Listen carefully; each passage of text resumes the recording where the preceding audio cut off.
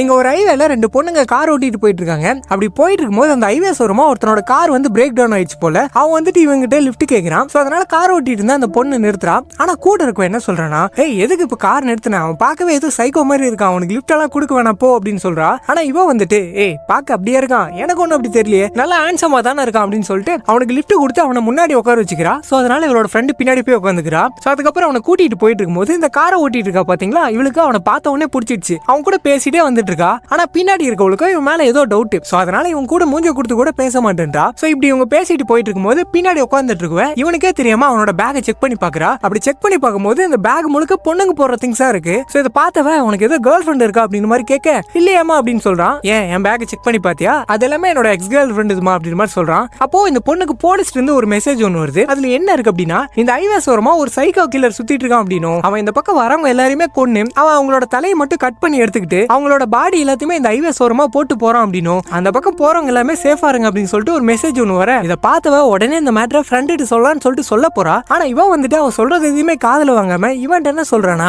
பின்னாடி உட்காந்துட்டு இருக்காளே என் ஃப்ரெண்டு, உன்னை பார்த்த உடனே நீ ஏதோ சைக்கோ மாதிரி இருக்க, உனக்கு லிஃப்ட் கொடுக்க வேணான்னு சொன்னான். ஆனா நான் தான் நீ ஹேண்ட்ஸமா இருக்குன்னு சொல்லிட்டு லிஃப்ட் கொடுத்தேன் அப்படின்னு மாதிரி சொல்ல, அதுக்கு இவன் என்ன சொல்றானா, அச்சோ நீ தப்பு பண்ணிட்டியமா, உன் ஃப்ரெண்டு சரியா தான் சொல்லியிருக்கா, நீ அவன் சொல்றது கேட்டிருக்கணும் அப்படின்னு சொல்லிட்டு சடனா காரோட ஸ்டேரிங் பிடிச்சி திருப்பி காரை காட்டுக்குள்ள இறக்கிறான். இப்படி இறக்குனதுனால பின்னாடி உட்காந்து இருந்தவன் அடிப்பட்டு அப்படி மயங்கிறா. அதுக்கப்புறம் இவன் அந்த காரை ஓட்டிட்டு இருந்த அந்த பொண்ணை அடிச்சு தரன்னு வெளியே இழுத்துட்டு வரான். அப்படி வெளியே இழுத்துட்டு வந்தவன் அவளை கீழே படுக்க போட்டு அவன் மேல ஏறி உட்காந்து அவளோட கழுத்தை நெருக்கிறான். அப்படி இவன் நெரிச்சிட்டு இருக்கும்போது அந்த பக்கம் காருக்குள்ள மயங்கி போன அந்த பொண்ணை எழுந்து பார்த்துட்டு வாக்கிங் ஸ்டிக் வச்சு அப்படி நடந்து இவன்ட்ட வரா. அப்படி வந்தவன் அந்த வாக்கிங் ஸ்டிக்ல இருந்து ஒரு பெரிய கத்தியா ஒன்னு உருவி எடுத்து இவனோட தலையில சொருகி சாகடிச்சிடறா. அப்படி கொண்டுட்டு இவனோட தலையை தனியா வெட்டி எடுத்துட்டு போயிட்டு காரோட டிக்கி ஓபன் பண்றாங்க.